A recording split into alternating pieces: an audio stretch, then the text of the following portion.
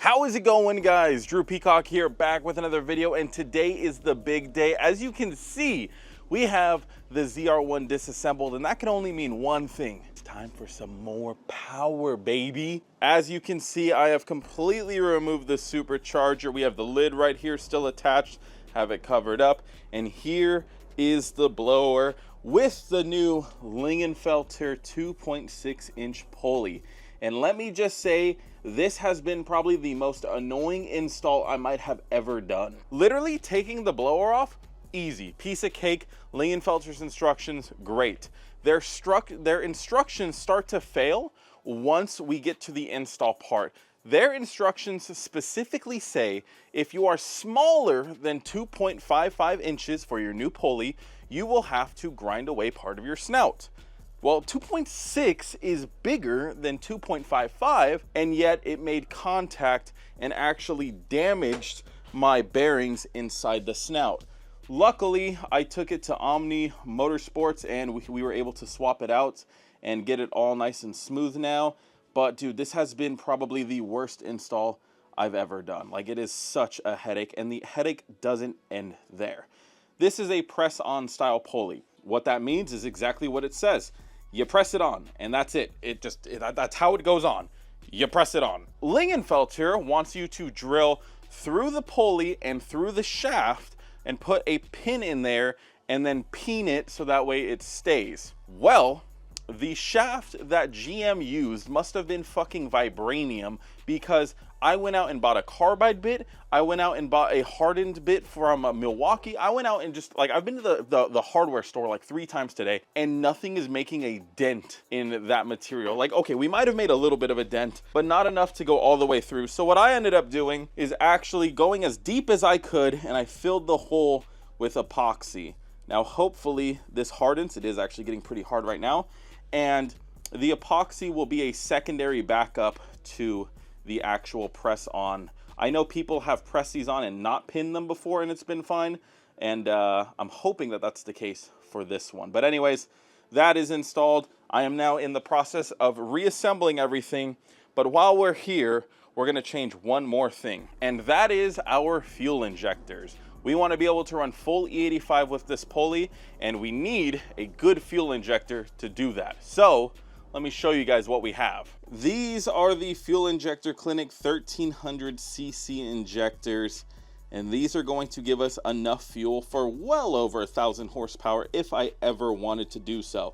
Now, I don't plan on doing that, but the specific reasons why I went with this injector compared to others is as follows. Fuel Injector Clinic offers industry-leading flow matching. That means that their injectors are set to be matched within 1% variance of both flow rates and dead times, ensuring precise and constant performance. Also with that comes plug-and-play tuning data, unmatched customer support, and a wide range of sizes, ranging from 365cc all the way up to 3000cc injectors. Their injectors also feature stainless steel internals for enhanced durability and compatibility with all fuel types, including ethanol and methanol. Long story short, I don't want to stress about my fuel injectors failing, so I went with Fuel Injector Clinic. And you should too. So while I have the blower on the floor, I'm actually going to be installing these, and then once we get everything tossed in there, everything should just be plugging right up and everything should be good to go. So let me rearrange this so we can start pulling the factory fuel rail, and then we can toss these in. Fuel injector installs for most cars aren't too bad. There's usually a few bolts holding on the fuel rails or fuel lines. I'm hoping it's just these two, and then the two on the other side, and hopefully this whole fuel system just kind of lifts out. And then we can swap out our old ones, lubricate our new ones, and toss them in, and we should be good to go. To make my life a little easier, I removed the wiring harness for it right there, and now hopefully everything just slides right up. Was able to finesse out the stock rail. Here's the stock injectors. I believe these are like 550 cc's from factory. So I mean, they're not a bad injector flow-wise for like OEM, but we're gonna get way better flow with the new one. Let me pull all these out and let's start swapping over the new ones. We're also pissing fuel. One thing I really like is how the OEM ones look very similar to the FIC ones, so at a glance, no one's gonna think I'm running injectors, which ties together with the whole like low-key sleeper build of the ZR1, which I know makes no sense to people, but like I want it to look stock, you know, I want people to think it makes 600 horsepower, not 700 plus. So that's really cool. And there's all 4 fuel injector clinic injectors installed with the retaining clip. Now we just got to reinsert it to the ports, and this side is done. And once we get the harness back on, it literally looks like no one was ever in there. I'm almost tempted to leave this dust on here too, just to make it look like nobody's been in here for quite some time. I'll probably wipe it down though. I do want it to look pretty nice in here, but that is a very simple install. Most cars should be fairly similar to this. Might not have to remove anything like a Supercharger, but since we're here anyways, just do it out of the car. Anyways, repeat the steps for the other side, and then we could slap her in. And there we go, literally the easiest part of the install done. And even if you're not adding a pulley or anything to your car, having a good fuel injector that is consistent is a huge priority for your car's longevity. Especially if you're not just running straight up unleaded gasoline. If you're running something special like E85 or race fuel, you really, really want a good injector, and Fuel Injector Clinic has you covered. So I will link them down below.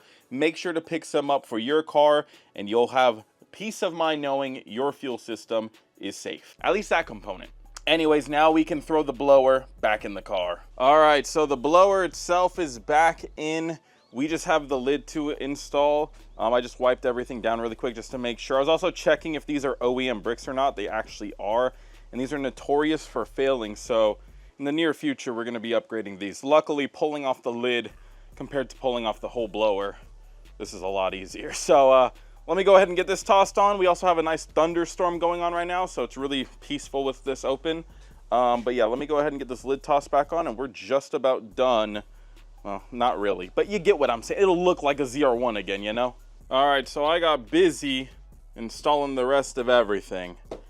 I don't think I missed anything. I followed the instructions, seemed to be good. Obviously, we need to go get a retune and everything, but yeah, that's something I gotta have a chat with my tuner about. But now we have the super low-key pulley that you can't even see.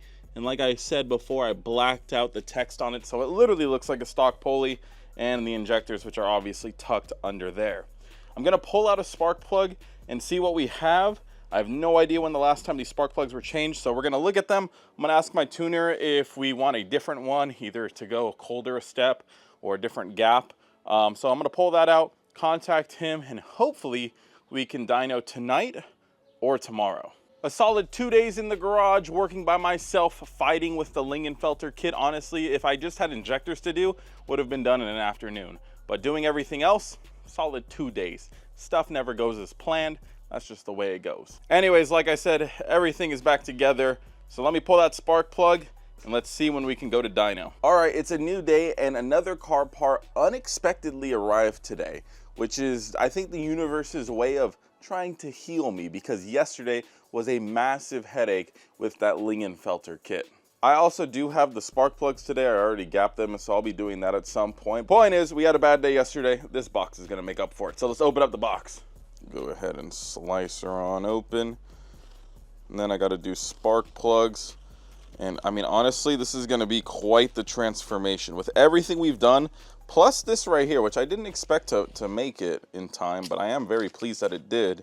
This is just a nice cherry on top. Any guesses what this is, guys? Any guesses at all? Comment down below. All right, here we go. Any final guesses? Check it out. Ooh, check that out right there. Oh, it feels so good. Oh yeah, this is gonna be real nice inside the car. Oh my god, dude, this is, I don't know, it's just GM, man. I don't know how you guys literally can throw carbon everything on the car and then give us this cobalt steering wheel. What even is this? What even is that? I don't even know. But now we have this beautiful carbon fiber and leather steering. Dude, it feels so good. I want to grab it really quick with 2 hands. Oh yeah. Oh yeah. Dude, your hands just go like right in the grooves. It's got some good grip. Dude, this is exactly what I wanted. Exactly what I wanted. And then we even put the color matching stripe. I gotta actually choose the color, so I went based off of one that looks rather similar. It might not be an exact match, but I think it actually, yeah, it definitely is the closest thing I think we could have got. So dude, it looks so good though. Oh dude, yeah, this is nice. So I got this wheel from Carbon Taylor Auto. If you guys want to shop for your car, they have a lot of custom options that you guys can do. I will go ahead and link their page down below. Get in contact with them. Tell them Drew Peacock sent you. I'll see if maybe I can get you guys a little bit of a discount code. I'll try to sweet talk them a little bit. But regardless, I mean, dude, this is a quality feeling wheel. This is nice. So I'm going to start installing this. I'll do my best to show the process, but I'm low-key just too excited, and I just kind of want to just toss it in. All right, so there's not much room in the car to like show you guys, but there's a couple holes on each side of the rear of the steering wheel. If you poke like an Allen key in there and push outwards, the airbag should pop out. That is step one for removing this. All right, I got the airbag out. You have to stick your tool through those little holes on each side and move these little like spring-loaded prongs, and that's what holds in these butt plugs. Now we have to remove these little clips, and these are color coordinated, so you can't really mess this up. Might I add, you should probably disconnect your battery before you even do any of this, but I already did, and I left it sitting overnight. So we're definitely in the clear, but let it sit for like 5 or 10 minutes. No harm in that. You don't want this thing going off in your face. So let's move this. I took off the locking clips, and then there's 2 little side prongs that you got to pinch. I'm not going to do this one with one hand because it's going to fall onto my nuts. So we're going to do this with 2 hands off camera. All right, the airbag is now removed. We have to remove the center nut. I believe it's a 13th 16th. So let's go ahead and do that. And I got my nut out. So as you can see, just wiggle her off. She'll come straight off. Let me just do this with 2 hands. And just like that, we have it taken out of the car. It's actually really easy to do. Now we got to transfer everything over. Now we have to transfer all the meat and potatoes from this one onto this one. So go slow. It's a bunch of T20 and T25 bits, so just go slow. Look up a tutorial if you need to, and don't pinch any wires.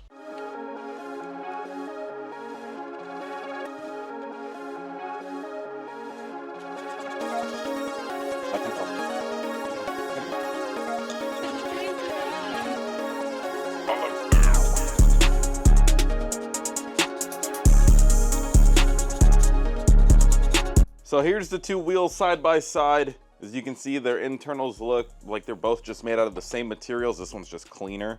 But now we just got to transfer over that piece into this piece. It's actually really not that bad. If you have paddles, there's a few extra steps. There's a few extra bolts that you have to do. But if you're a man, then it's actually not that bad. So yeah, let's go ahead and do that. Let's go ahead and discard of this. Yeet!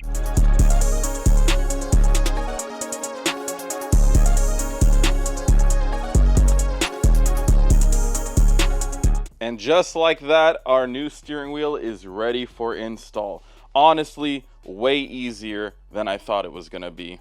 Now, it's not fully bolted in, but let me show you guys something on the OEM one. Depending on how cool your car manufacturer is, I don't know if you guys are gonna be able to see this, but the splines aren't all the way around. Like there is a keyway at the top and to the right. So on my car, you kind of can't mess it up. Like it only goes in one way. Wow, this carbon really looks purple here. It doesn't look like that in person. It's just a camera.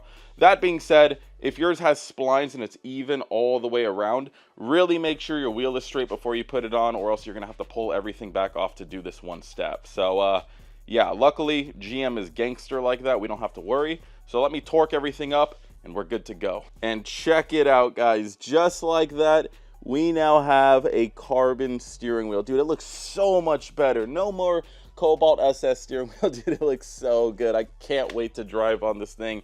Dude, this video has been super beneficial for the Corvette. New steering wheel, new pulley, new injectors, new spark plugs, and a new tune hopefully tonight. God, if you guys are looking for a steering wheel like this, check out Carbon Taylor Auto. It looks so good. Everything fits really nice as well. That's one thing you always got to worry about with aftermarket wheels, is how is stuff gonna fit, but this fits really good. So I love it. I think the only thing I want to add is maybe just like a tiny ZR1 sticker down here, and then she'll be complete. But dude, it looks so good. I couldn't be happier with it. So I'm gonna go ahead and contact my tuner and see if we're good to go. And hopefully tonight we can get this thing retuned. Anyways, hopefully you guys enjoyed this video. A lot of parts got installed today. Very beneficial day for the Corvette. I also kind of want to polish up my wheels some more, so maybe while it's on my lift, I'll go ahead and do that. But I couldn't be happier with how the car's turning out. And I think after today, it's gonna be a monster. So stay tuned, subscribe to see that video, and until next video, peace.